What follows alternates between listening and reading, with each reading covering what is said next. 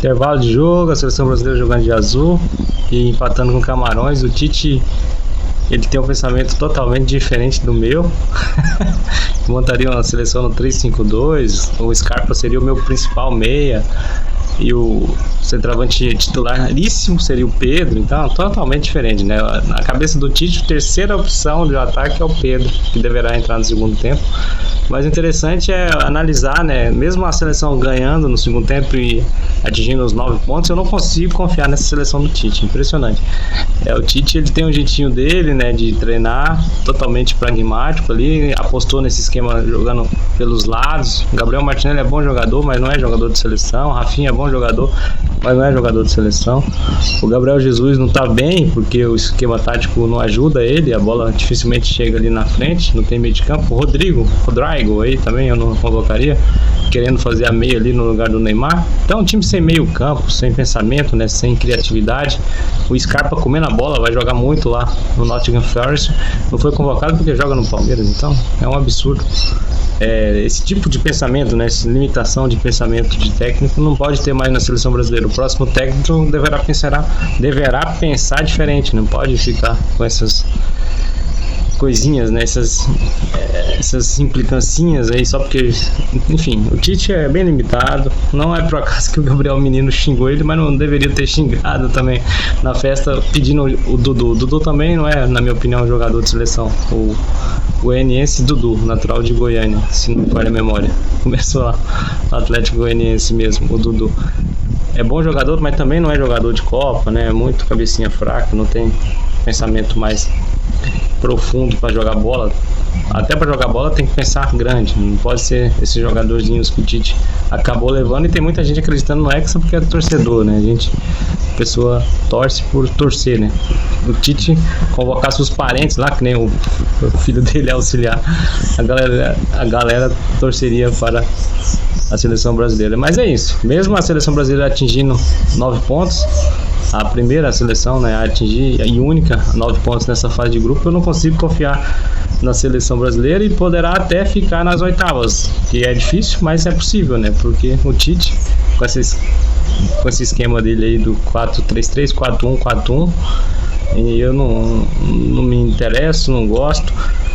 Eu jogaria com 3 zagueiros, o próprio Militão de titular, o Thiago Silva como líbero, o Gabriel Magalhães como zagueiro pela esquerda, os alas Emerson Royal e na esquerda Alexandre, que até machucou, eu concordo com o Tite nessa.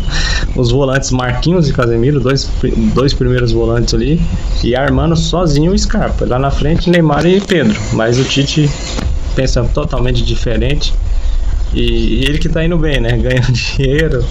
Tem muita gente que gosta dele, mas ele é gente boa, fala Manchester City corretamente, é um gentleman, é muito educado, mas não é técnico para a seleção brasileira. Na primeira Copa ele já ficou meio assustado, e nessa ele não saiu na primeira fase porque o grupo é muito fraco, né, do Brasil. O Camarões é fraco, a Sérvia não mostrou o mesmo futebol que vinha mostrando, mesmo assim classificará em segundo, pelo jeito que está batendo a Suíça, que vinha mostrando nas eliminatórias, a seleção da Sérvia. E vamos ver, né, se o Portugal vai ficar com trauma e perder mais uma vez uma vaga para a Sérvia, porque perdeu a vaga direta na Copa, teve que jogar repescagem, agora pelo jeito eles vão se reencontrar nas oitavas, Portugal e Sérvia. Mas a seleção brasileira jogando de azul não me agradou novamente, então eu fico aí o registro aí, que mesmo fazendo a vitória no segundo tempo e atingindo 9 pontos, eu não confio nessa seleção do Tite.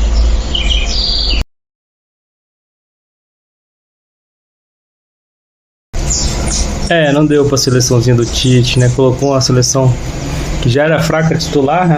A reserva acabou perdendo para a seleção de Camarões. Não tem jeito. Até a cara de decepção do Tite ali, ele é uma boa pessoa, mas é uma limitação tremenda. O próprio Pedro não jogou nada porque a seleção não tem meio campo, né? Não tem uma armação. O Scarpa jogando mais do que o Paquetá, jogando mais do que o Everton Ribeiro, jogando mais do que o Felipe Coutinho, o Rodrigo, todo mundo junto. Ele deixou ele aqui com vontade de jogar a bola. É uma lástima. E não sei não, né? Se não voltar segunda-feira, né? Pelo jeito vai acabar perdendo para a Coreia do Sul também, porque o Neymar sem ritmo de jogo, sem lateral. Ei, Tite, não tem jeito. Seleçãozinha vai de mal a pior. Perdeu a última rodada aí da fase de grupo e dançou. Acompanhando a linha de parte aqui da ESPN, o pessoal comentando que o Bruno Guimarães afobadão, foi muito mal hoje. É um bom jogador, começou no Furacão, no Atlético Paranaense, mas não tá pronto para a Copa do Mundo, né? Isso que falta pro Tite, né? Ter uma capacidade de analisar o jogador, além do que ele apresenta nos clubes, na seleção, Copa do Mundo, tem que ter outro nível. Um jogador, agora que o Newcastle está começando, Newcastle está começando a ser grande na Inglaterra, que o investidor começou a colocar dinheiro, então não está pronto, né? Outro jogador também, esses jogadores do ataque, eu não levaria nenhum. O meu ataque reserva seria Vinícius Júnior e Gabriel Jesus. O Neymar machucando, entra o Vinícius Júnior e não teria problema. Agora, um desfalque do Neymar.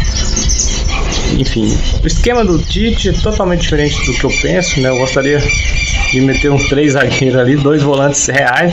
Os reservas do Casemiro e do Marquinhos seriam na minha seleção o Fabinho e aquele que já jogou no Grêmio lá, que está na Udinese. Qual que é o nome dele? Acabei esquecendo, está jogando bem agora na Udinese, primeiro volante lá, que o Flamengo tentou contratá-lo, aí não conseguiu, trouxe o Pulgar, o chileno. Então é isso, né? Cada um tem sua seleção, mas enfim, o Tite estourou demais, assim, de uma seleção competitiva para a Copa do Mundo. Pegou um grupo fácil, não conseguiu as 3 vitórias, conseguiu perder para o Camarões no final aí. Gol do Aboubakar, que foi um grande centroavante camaronês, que fez 2 gols e um golaço contra a seleção da Suíça ou Sérvia, vamos jogar assim, né? Sérvia e Camarões, 3-3, golaço por cima do goleirão sérvio lá, que tem mais de 2 metros de altura, parece quase 2 metros, então é isso. A seleção brasileira tem uns jogadores, o próprio Martinelli ainda não está pronto, é um bom jogador, mas ainda não está pronto. Esse Antony também, na minha opinião, é bom jogador, mas não é jogador para a seleção. Então o Tite, Rafinha, né, levou muito jogador. Lá atrás eu avisava, né?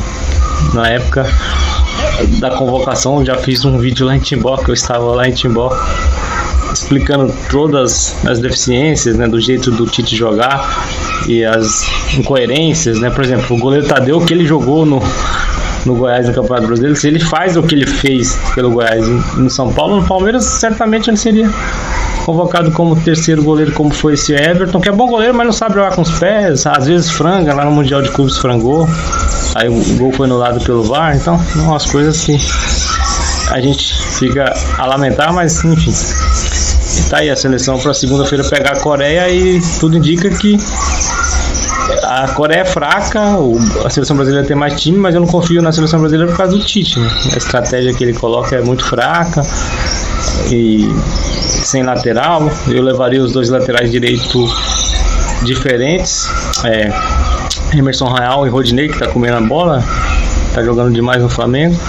Então o Tite agora ficou bem, uma situação bem complicada para enfrentar os coreanos na segunda.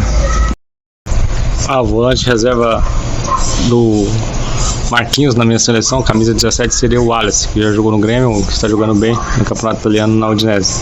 Baiano, ele é de Salvador, vi aqui.